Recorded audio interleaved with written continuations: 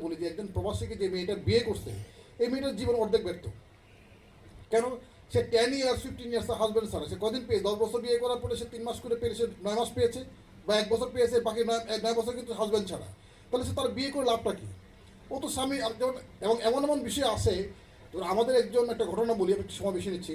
আমাদের একজন সাতক্ষীরার কুয়েতে থাকেন, উনি যাওয়ার সময় ইন্ডিয়ান পাসপোর্ট নিয়ে গেছেন এবং 2 বছর পরে সে মারা গেছে।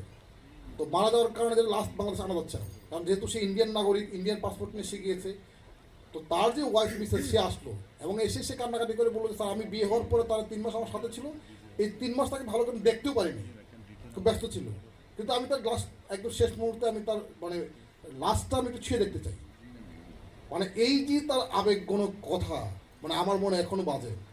এবং আমি কুয়েতের অ্যাম্বাসাডারকে বললাম স্যার যে কোনো মূল্যে এই লাস্টটা আনতে হবে।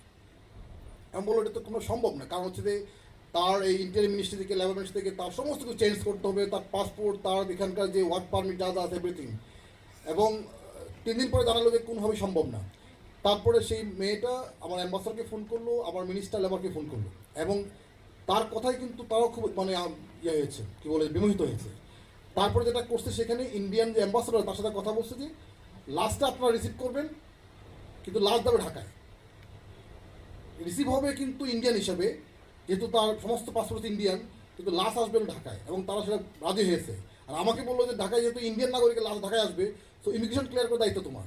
তেমন ঠিক আছে, আই উইল ডু ইট। তো ধরেন এই লাশটা আমরা নিয়ে আসছি এবং ইমিগ্রেশন আগে বলেছি এবং সবাই কোঅপারেশন করেছে। তো আমি তখন চিন্তা করলাম, ধরেন একজন মানুষ তার লাইফ পার্টনার বিয়ে করছে, তার 2 বছর পরে সে মারা গেছে, এই 3টা মাস এই মেয়েটা তার হাজব্যান্ডকে দেখতে পেয়েছে। তো এই যে আবেগ, এই যে কষ্ট, এইটার মূল্য কিন্তু অপরিসীম, যেটাকে আমরা বলি যে আমাদের ভাষায় যে সোশ্যাল কস্ট। সন্তানকে সে মিস করেছে, তার ফ্যামিলি মিস করেছে, দেশের আবহাওয়া মিস করেছে।